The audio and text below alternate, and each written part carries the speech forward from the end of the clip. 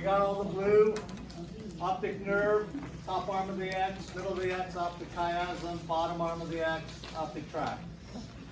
We already covered this, that's pituitary gland.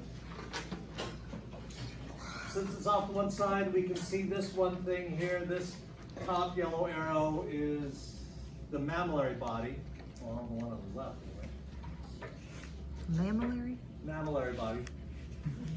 It's actually technically part of the hypothalamus, but on the outside it's called mammillary body. And that's on top of the yellow? Okay. Okay, two yellow arrows, the one on top. Everybody know what top means? Yep. I'm sorry. Mammillary body. Yellow arrow on bottom. This is the mesencephalon, but look carefully. You can see it has vertical lines. This is the anterior side, this is cerebral peduncles. And cerebral peduncles are vertical, but they kind of go in a V a little bit. And they also go in a V on the sheep brain. So this is kind of going this way. On this side, it'd be going this way. Okay. Cerebral peduncles. Cerebral peduncles. Cerebral? The bulge on the brainstem is what? Pons. And on the pons, it has horizontal lines. Cerebral peduncles, vertical. Pons, horizontal. Pons. Can you see it on the picture? That was the last slide actually in lecture today. It talked about the anterior fiber tracts, horizontal to the cerebellum. That's why it's horizontal. Okay. That was the last slide in lecture today. Anterior fiber tracts. And then green is medulla oblongata.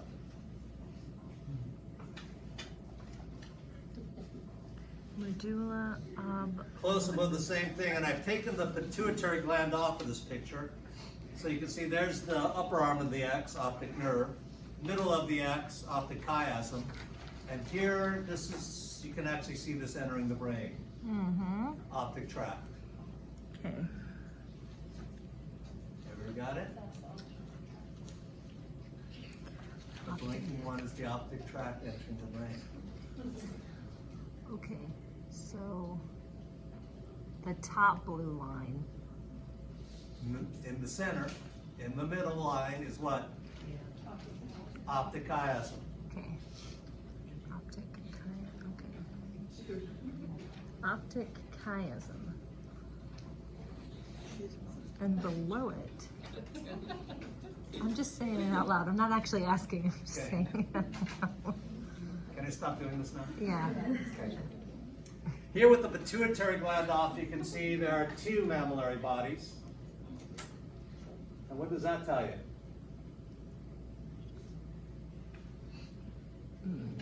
That all these anatomists were males.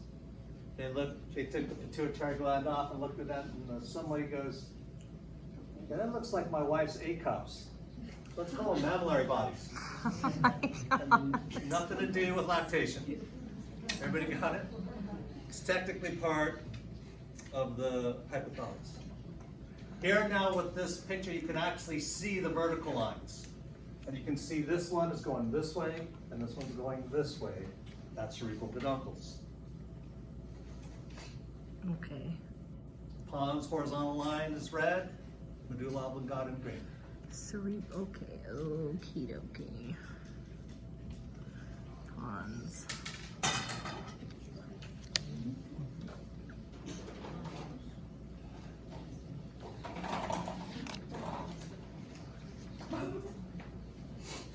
So where the medulla oblongata starts and the pons ends, is there an actual like crevice? A little crease out. Okay. Because the pons bulges out, so it makes a little crease line. Okay. The pictures are hard to see that. And there is actually a little crease in the sheep rings too. But because they're vacuum packed, they kind of get a little torqued sometimes. So you can see it in some, you may not be able to see it in all. This is the large brain on top of the card. Same color arrows for olfactory bulb and tract. And I had a heck of a time keeping this thing from separating, so that's why the two halves are a little bit separated up here. but same optic nerve, chiasm, and tract. I position the arrows in the same place, so it's equivalent to the other slides, so I don't have to keep doing this. Okay. So when you ask for the cranial nerve number 1, are you going to be pinning it on the bulb? Does it not coincide with the tract? It's going to be either clear whether I'm asking it as part of a brain station or as part of cranial nerve station. Okay. Because the cranial nerves are actually on page 23. Go ahead and turn the page really quick. Okay. It'll be, because this is what you want to write on top of page 23. Extra credit, lab exam 3. So if I want you to tell me cranial nerve number 1 olfactory nerve, it'll be in an extra credit station. Okay, got it. I was just asking because it was only in parentheses or under the bulb. Right. But it's technically the whole tract and bulb, right? Well, and yeah. Okay. Okay, sorry, I didn't hear Okay. that. Orange is pituitary gland again. You can see cerebral peduncles are only on one side of this model. Again, it's vertical. Pons and the dual oblongata, same color arrows. 41. What's the yellow? Cerebral peduncles.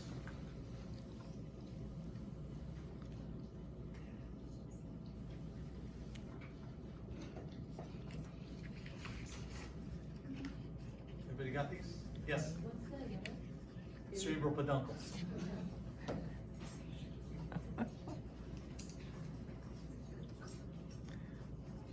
Someone says, man, you're so patient. Just keep answering the questions. Don't even cop an attitude, just keep answering the questions. I go, that's what whiskey's for. And after grading 57 blue books, yeah, that'll be a little bit of that happening tonight. Okay, here we go. This is the gray ventricles, this guy here. This will definitely be a station on lab exam 3. Okay. So that's a lateral ventricle, it's the big ram's horns, and if you look at the big lateral ventricle, you can actually see the 4 lobes, can't you? Frontal, parietal, occipital, temporal. Because it's the hollow space of the hollow neural tube, and when this brain got huge, with 4 lobes in each cerebral hemisphere, the empty space in the middle grew into that. So you can actually see the lobes in the lateral ventricles. Each ventricle has this little pink stuff here that I'm pointing the orange arrows on. That's called choroid plexus. So there's only 4 regions of choroid plexus because there are 4 ventricles. Choroid plexus is where CSF is made. You don't know where choroid plexus is? I'm not finding it on the. All right, go up to the bottom, Uh-huh. left, upper sagittal aspect where it says lateral ventricles. And then it says with choroid plexus. Okay. Everybody see it? No. Yes. Bottom left, upper sagittal aspect. Second thing down, lateral ventricles. In parentheses. I crossed out lateral. Sorry. I couldn't find it because I really crossed it out. Okay. Yeah, you still need to know lateral ventricles. Just know that only the septum pellucidum is in the midline. Okay. Oh my God. And this is where you'll see lateral ventricles is on this, because you can see the whole lateral ventricle. So if I ask lateral ventricles, It's going to be on that. it's going to be on this gray guy. It's not Okay. going to be on mid-sagittal. And those are the choroid plexuses, the And pink each stuff. of the 4 ventricles have choroid plexus. So, okay. All right. So we got. You see on page 22 how you have 4th ventricle and a 3rd ventricle. Yeah. Which is the 1st and 2nd? Okay. Can you The 2 lateral repeat the question? But how can you say one is 1st and which one's 2nd? The other one's going to get all jealous and be all pissed off, right? So you have the 2 lateral ventricles. Those are the first 2, then the 3rd, then the 4th. So laterals, 3rd And all 4 have choroid plexus. and 3rd and 4th. In fact, that's what defines a ventricle. It's where you find choroid plexus. There's only 4 places. Okay. Okay, everybody got it? Okay, now let me just even torque you in further. No. If that is where CSF is made, and CSF comes from blood, so there's a ton of capillaries, what two neuroglial cells are really populating choroid plexus? There you go. Astrocytes, because you have a bunch of capillaries, it's blood-brain barrier, and ependymal cells, because ependymal cells are all about making CSF. Okay, if you want to find that, you got to turn to page 19. Oh, Fourth section from the top. I don't have my CNS neuroglial cells, astrocytes, blood-brain barrier. Last one, ependymal cells, choroid plexus, secrete, circulate, monitor CSF. Choroid plexus is even listed under ependymal cells. Does this help to just tie some things together? Is that when you have page 19? Okay. Where's the one? The duck head is what? Third ventricle, blue arrow. Green arrow is the fourth ventricle.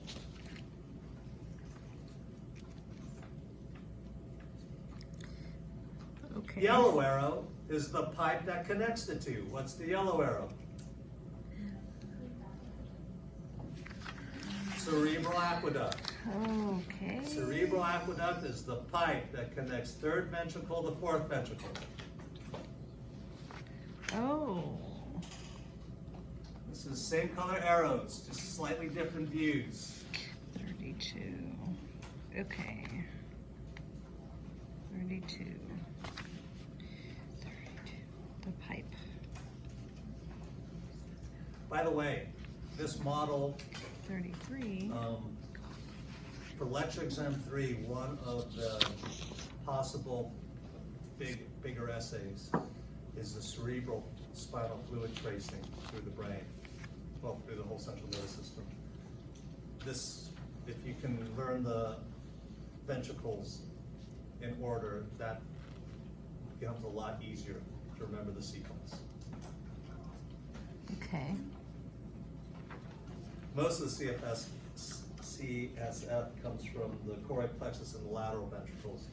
It goes through an interventricular foramen here at third ventricle where more is added. It goes through the cerebral aqueduct to the fourth ventricle where more is added. From the fourth ventricle, as a three-way fork in the road, it can either go out medial or lateral apertures out to the subarachnoid space going down around the spinal cord or up around the brain, or it can go into the central canal of the spinal cord. Doesn't matter which of the three forks you go into, you're going to end up in the subarachnoid space around the brain because that's where the CSF drains are, called arachnoid villi. I do not have that memorized. It's sequential thinking. Yes? You said lab exam 3? For lecture exam 3. Lecture. One of the large essays is CSF tracing, and I could see it in this model. So what you just said was the whole essay. Uh-huh. Cool. Okay. This is from posterior view, so this is looking down the mid-sagittal plane. You can see the two lateral ventricles are not in the mid-sagittal plane. Yes. But here you can see the choroid plexus of the third and fourth ventricles. All four ventricles have choroid plexus. And yellow is the pipe that connects third ventricle to fourth ventricle, the cerebral aqueduct. Okay.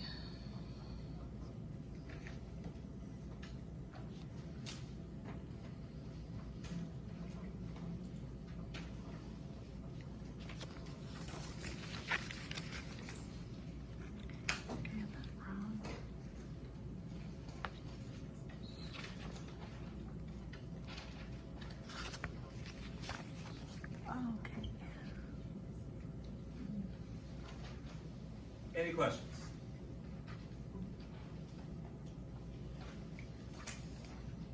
We have questions. I'm just asking to confirm the blue and the green. Blue is third ventricle, green is fourth. Thank you. And yellow is the pipe that connects the two. Third. Fourth. Any other questions? Yeah, shout them out. You got questions, shout them out. You can even ask the same question over and over again. I won't even cop an attitude. The red? What's that? The red? Red are the two lateral ventricles. But that'll just be another shot I'm gonna have later tonight. Keep asking you the same question over and over. You smile on my face and go, oh, I'm just gonna have another shot, it's all, Oh, me too. it's all okay. I'll imagine the questions. Everybody got these? Yes. Orange is the choroid plexus. And you can see it in the third ventricle, and you can see it in the fourth ventricle. Any other questions? It's like it's turning into a drinking game here. Any other questions? Okay. This is a repeat. I don't know why this slide is in here because I've done all these, right? Yes. Okay. This here, we looked at this last week when we were looking at the different types of neurons, right? Sensory neurons, motor neurons, interneurons, unipolar, multipolar. But it does have a mid-sagittal brain on it. This is the newer version of this. This is the older version. But let's just do a little pop quiz, okay? Oh boy. Corpus callosum, up there in orange. Okay. What's number 8 and 9? The football and the duck. Yes, 8 is thalamus, the football, but let's call it thalamus. I know, I'm just trying to find the Right. name after it. And then 9, this green arrow is the interthalamic adhesion. Okay.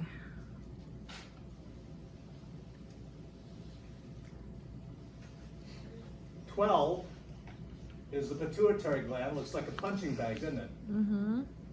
And if you draw a line between pituitary and the thalamus, right in between is what? Blue arrow.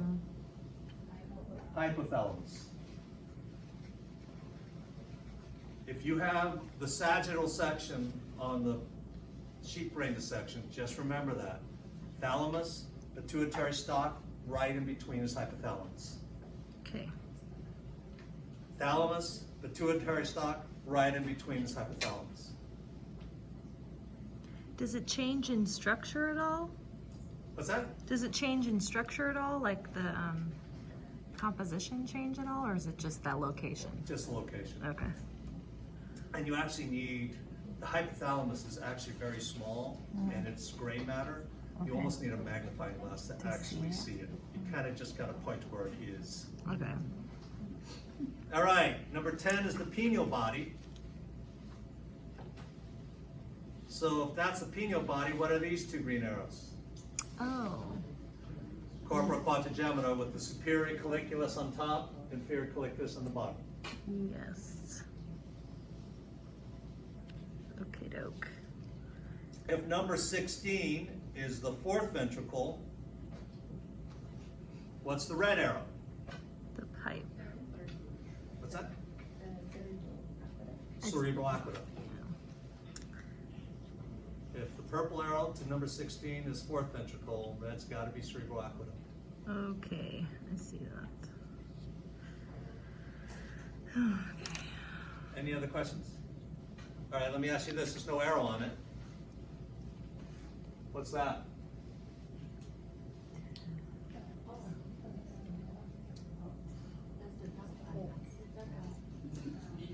No, that's a duck eye. The mammary gland? Mammillary? Yeah, not mammary. It's Okay. mammillary body. Okay. But here, Sorry. yeah, at least I didn't hear an A comma. All right, so here's the mammillary body. You can actually see it's technically part of the hypothalamus. Oh. And then other textbooks, you will see they'll list mammillary bodies as part of the hypothalamus. Okay. Okay. Before I move on, I just want to bring you to this guy here. This is really big for dentists. It's the fifth cranial nerve. So look on page 23. Cranial nerve number 5 is what? Trigeminal. Tri is 3. Trigeminal. Okay, it's really obvious when you can see how it splits into 3. But When I'm working on upper teeth, I'm numbing up branches of this. When I'm working on lower teeth, I'm numbing up branches of that. All right. On this slide, write coronal section. So a third of you will be doing this section. I'll show you how to do it. But a third of you will be doing this. This is the coronal section. Coronal section. And up on the top, you got the longitudinal fissure in yellow, separating the two cerebral hemispheres. They've been cut, but they're still part of the cerebral hemispheres. And from this, it labels it posterior view. You can see the 5 bumps. Everybody see the 5 bumps? So the top one is pineal body. And then you got the corpora quadrigemina with the 2 upper superior colliculi, the 2 lower inferior colliculi. On the sheep brain, the inferior colliculi are smaller, they're flatter, and they're lighter. Superior colliculi are darker.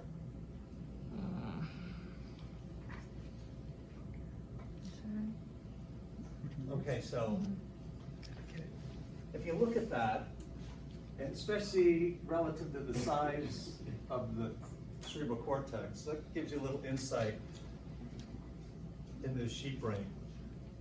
You guys know anything about sheep? No. They're like the dumbest mammals that ever walked the face of the earth. I mean, if they're walking, in a herd, and some fall off a cliff, they'll just fall off the cliff following whoever's in front of them. Oh my God. I mean, that's because these guys are tiny, and these are some dumb animals. But relative to the size of this, these are huge. Superior colliculi are about visual reflexes. Inferior colliculi are about auditory reflexes. And in this respect, sheep are smart, because they'll be grazing away, and out the corner of their eye, they'll actually see the grass moving kind of funny. Like, that's not the wind. That might be a coyote or a mountain lion. Or they'll hear the grass rustling. That's not the wind. They've got huge corpora quadrigemina, so they don't get eaten. Huh. Does that make sense? Mm-hmm. What has bigger corpora quadrigemina? The predators. Oh. I mean, like a cat. Have you ever seen a cat, and compared to the size of the whole brain, cats have huge corpora quadrigemina. You ever see a cat hunt a lizard in a bush? They're like this.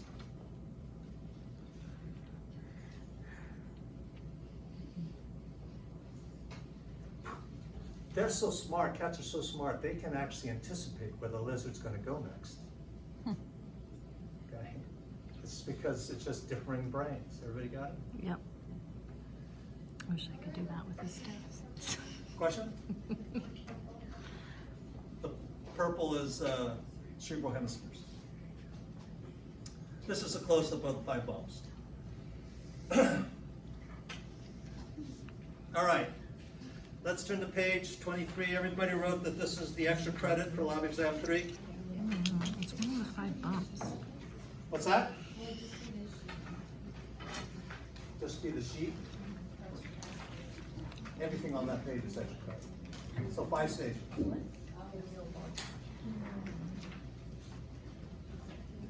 3 of the stations are going to be the top box. 2 of the stations are going to be the bottom box. Did everybody hear that? No. Did you guys hear it? Say it again. Extra credit is 5 stations, right? Oh my gosh. 10 points extra credit on the lab exam is 5 stations. Okay. It's all on page 23. 3 is going to be the top box. 2 stations are going to be the bottom box. For the cranial nerves, you have to know number, name, and general function for all 12. Number, name, and function. Okay. Number, name, and general function for all 12.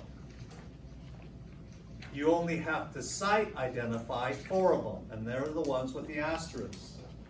And they are 1, 2, and 3, and then 5. 1, 2, 3, and 5 by sight. Okey-doke. The fortunate thing here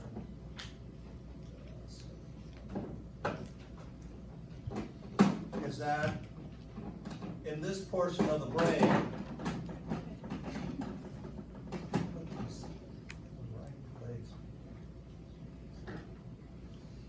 they come off in order, from anterior superior to posterior inferior. Everybody see the diagonal line? Mm-hmm. They come off in order in this part of the brain. It's 1, 2, 3, 4, 5, 6, 7, 8, 9, 10, 11, 12 is actually the only one not in order, but those are not the ones with an asterisk. Everybody see that? Count down. So 1, 2, 3, and 5. You can't see 4 because it's behind the bulge of the pons. Okay. 1, 2, 3, and 5 is what you have to sight identify. The other ones you don't have to sight identify, you just got to know them by name, number, and general function. So this is how you do it. First of all, cranial nerve numbers are always Roman numerals. Always, always, always, always, always. Do you guys know Roman numerals? If you don't, I don't know how the hell you know what Super Bowl it is. But also, you only have to know 1 through 12 and they're on the whiteboard. Okay? So just count it off and you'll know how to do Roman numerals 1 through 12. This is one of the few times I would recommend using a mnemonic. I even remember when I was in college, the one is so old, 2 of the cranial nerves since I was in college have changed names. Oh. On old Olympus, towering tops of fat-ass German, viewed some hops. What? And then you gotta remember what they stand for.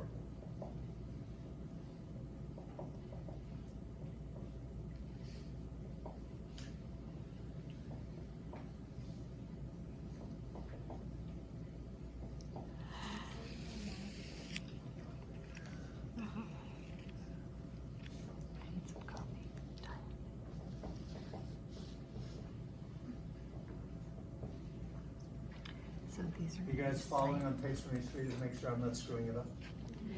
Yep. I'm not gonna screw it up. I don't have this memorized. Because you know it. Is there a different station? By the way, 10 Or understand. Right? is the vagus nerve, and it's spelled this way, not like what happens in Vegas. It's not spelled that way, it's spelled this way. Vagus. Vagus. Vagus. Vagus. Also happens in This used to be called the acoustic nerve. Now it's vestibulocochlear. This used to be called spinal accessory. Now it's called accessory. So I had to. Well, I still remember my mnemonic, and I just changed those two. On old Olympus towering tops, a fat-ass German viewed some hops. So you have to change these two. But you can just look good. Just Google it. There's plenty of other ones you could pick, like some things like ooh, ooh, ooh, to touch a female's butt. Oh. Well, you know, you can just, you'll find them all over. And this is what I would do, is when I come in for lab exam 3, you're gonna get the forms that are clean, right? The exam forms. I would write this out. I would write it out right away. 1, 2, 3, 4, 5, 6, 7, 8, 9, 10, 11, 12. Your mnemonic, spell out the names. And then for general functions, this is going to be really easy. You just got to remember, first 2, last 2, 8. First 2, last 2, 8. First 2, last 2, 8. First 2, last 2, 8. First 2 are sensory. Last 2 are motor. 8 is sensory. And the rest are both. First 2, last 2, 8.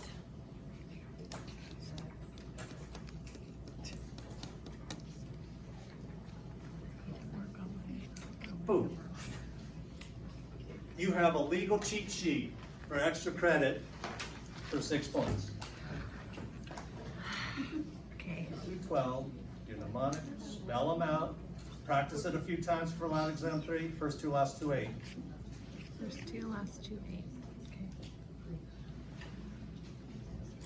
Seeing them, visually identifying it is really easy because they come off in order.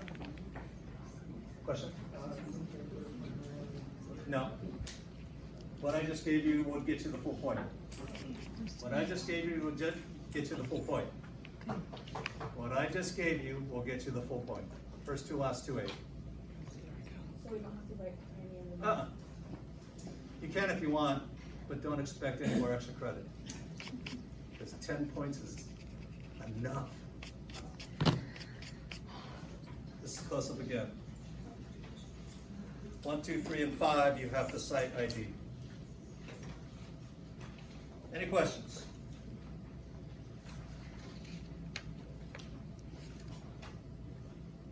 Okay.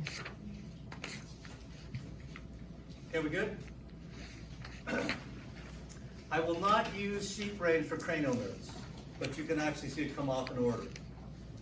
What I want you to see here, this is for those of you who are going to be doing external structures on the sheep brain. I want you to look at this area of the optic nerve. Let me draw it for you differently. Now I'm just going to concentrate on this area, okay? Because when the butcher houses, I mean that's where the biological supply stores get these sheep brains, is they're using, you know, sheep for other things. And they just say, well, we got these brains, what are we going to do? They sell it to biology supply houses. But they cut off the optic nerves right at the nub.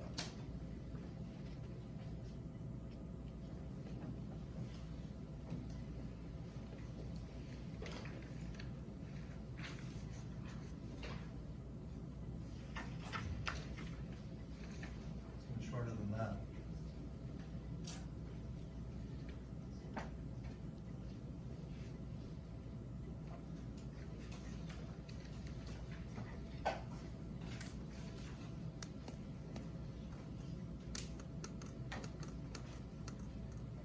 So now, just these short cut off little nubs, or the top arms of the X, that's the optic nerve.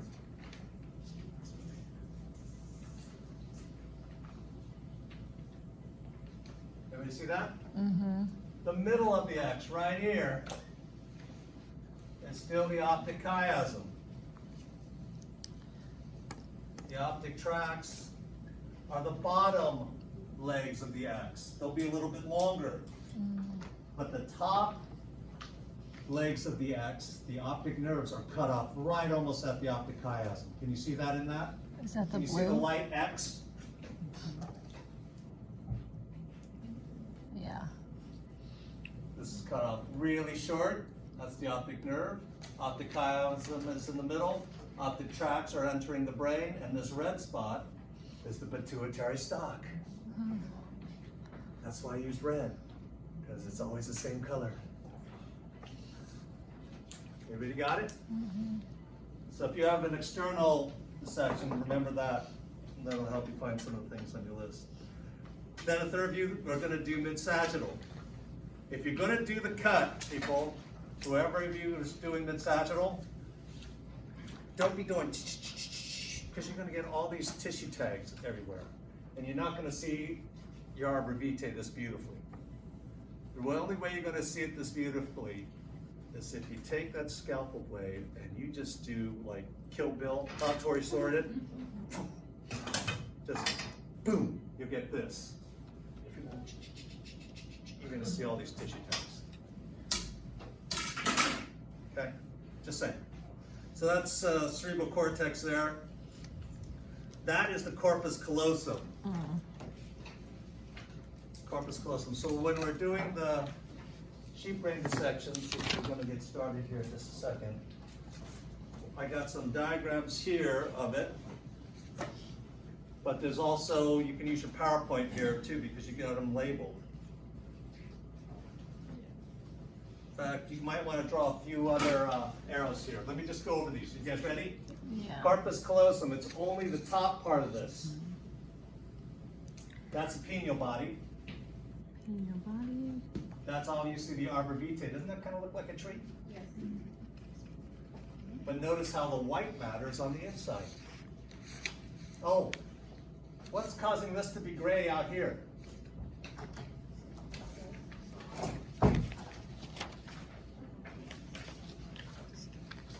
What's causing that to be gray out there, outside the arbor? Purkinje cells, look on page 25. On the right, this gray is Purkinje cell bodies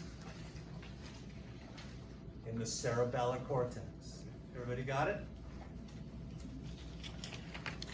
Here is the pons, and this is where you can actually see a little bit of a crease around here. In the sheep brain, the pons is smaller, and the medulla oblongata is bigger. It's going from here to here. This is medulla oblongata, much bigger than the pons, which is going from here to here. What's the blue line? Something Also, here's the corpora quadrigemina with the darker superior colliculus and the lighter inferior colliculus. This is the optic chiasm, white thing. And just underneath the corpus callosum is the septum pellucidum. Do I need to go over any more of that? Huh? Do I need to go over that again? The blue one is the cerebral hemisphere. It's just cerebral cortex, yeah, cerebral hemisphere. The purple or the red or whatever. This? The bottom purple. This one? Medulla oblongata. Anybody else?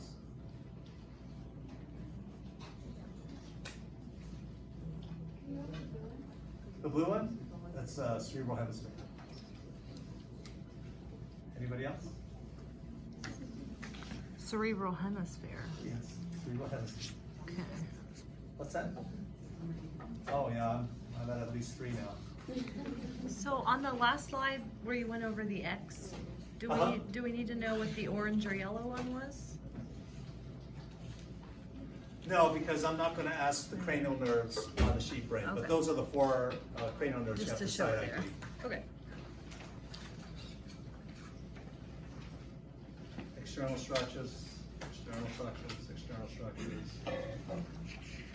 All right, and then here's some of the microscopic slides. So this is on page 25.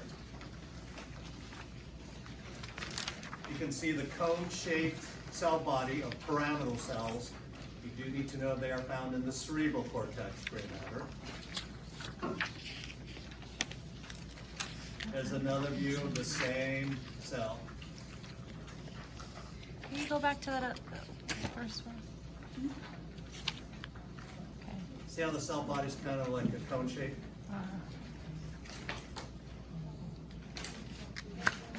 It's behind our image. See how these are kind of cone shaped? Some are better than others. Yeah. And then these are the Purkinje cells of the cerebellar cortex. Here we got more dendrites going up. Here we got more dendrites going to the right. So those are the same thing, this Nope. and that last one? Yeah, this is Purkinje cells. This is a little close up, and it's all, and the orientation is 90 degrees rotating. The dendrites here are going up. Dendrites here are going to the right. Okay.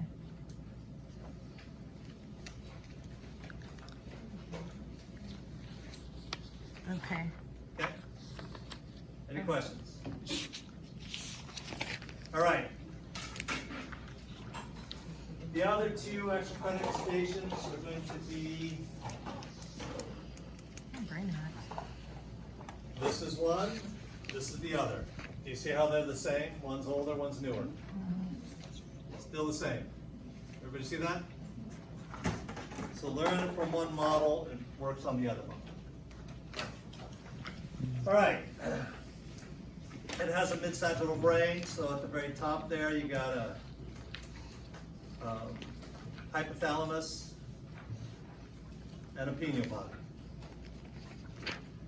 Hard to see in this magnification, but red is hypothalamus, green is pineal body. Pineal body. Here's the other one.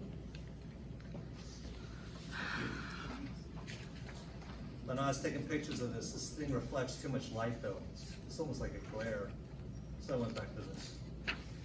All right, here's the punching bag. The whole thing is a pituitary gland, or hypophysis. The pituitary gland we're going to learn in lecture is 2 glands in 1. Number 2, with the green arrow, is the anterior lobe of the pituitary gland, or adenohypophysis.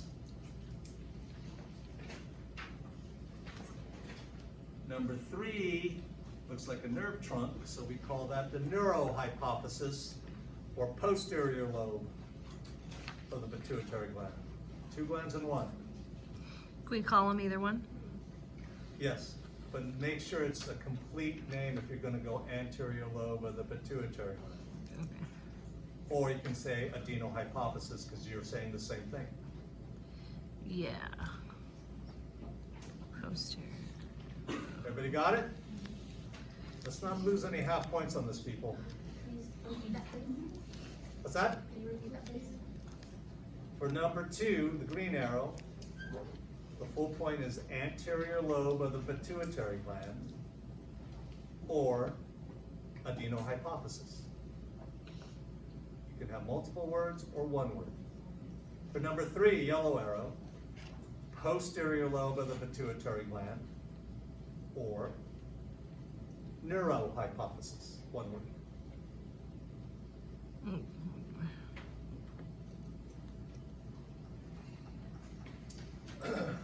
Yellow arrow here is on the thyroid gland. Do we not need to know the You one? must say glands because there's a thing called the thyroid cartilage just behind it. Thyroid glands. Kind of looks like a bow tie, huh? This is the anterior view. This is the posterior view. Doesn't that look like a bow tie? There more.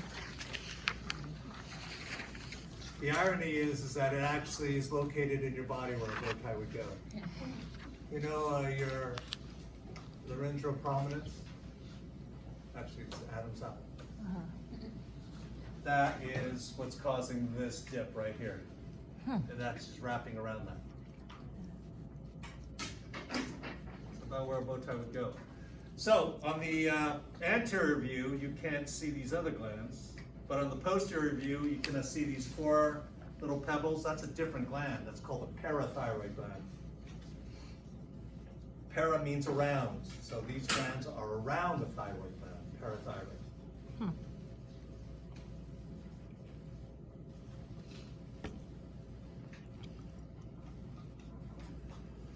Okay. Let's see if you guys can hear me. Are you ready to hear this? Because I'm going to draw a hard line on this question if I ask it. The pancreas is a mixed gland of both exocrine and endocrine. Are we clear? The vast majority of it is exocrine. Do you guys remember the difference between exocrine and endocrine from lecture exam 1?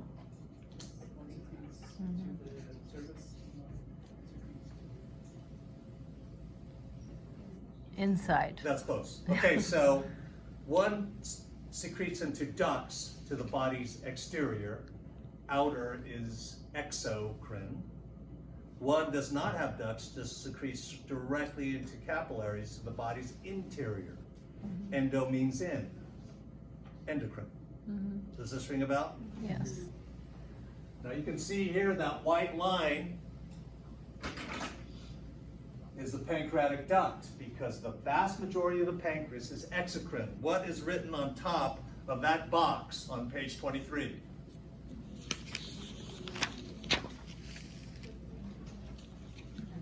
Endocrine. If you say pancreas, you will get no points because you just said exocrine. And what does it say on top of that box? Endocrine. And the only part of this gland that's endocrine are these tiny little collections of cells called pancreatic islets. What does it say in the right column? Pancreatic islets. Where are we up to? If I'm asking endocrine questions on lab exam 3. Everybody look at me. Everybody look at me. I want to see your eyes. I want to make sure you're hearing me. If you say pancreas, you get no points. The answer for endocrine is pancreatic islets. Okay, pay attention to spelling. Pancreatic islets. I remember last semester somebody wrote pancreatic eyelids. And I said, pancreas have no eyes.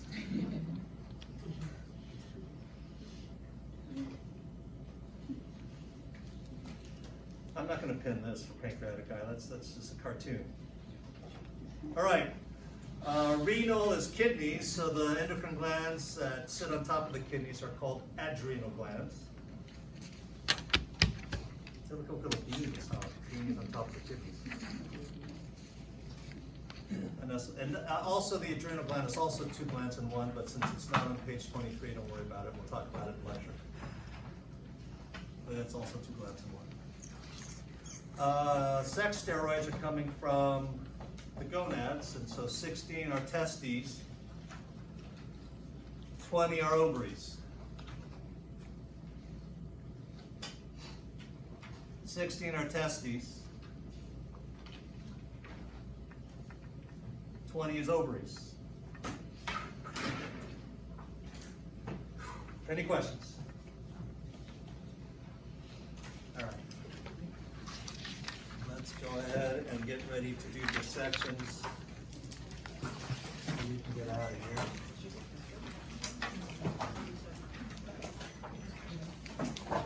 Now let's see if we can form in groups of 3, so we have 10 groups. So kind of do that organizing now so we know who's working with who.